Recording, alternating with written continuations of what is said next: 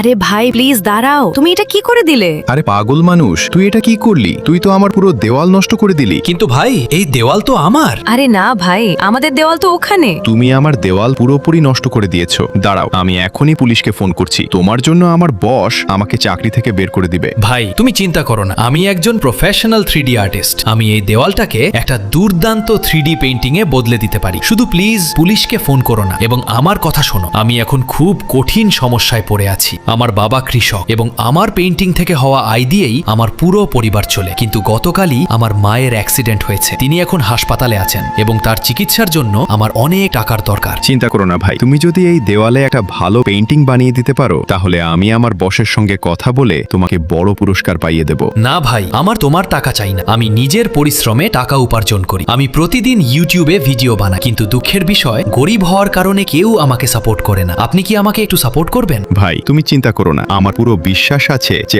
আজ সব বাচ্চা তোমাকে সাপোর্ট করবে। কারণ যে ছেলেরা আর মেয়েরা এই ভিডিও দেখছে তাদের মন খুব বড়। তুমি দেখো, তারা ভিডিওতে লাইক করবে, চ্যানেল সাবস্ক্রাইব করবে এবং কমেন্টে একটা রেড হার্ট কমেন্ট করবে। ধন্যবাদ ভাই। দেখো তোমার 3D পেইন্টিং পুরো হয়ে গেছে। ওয়াও ভাই, এই পেইন্টিং তো খুব সুন্দর।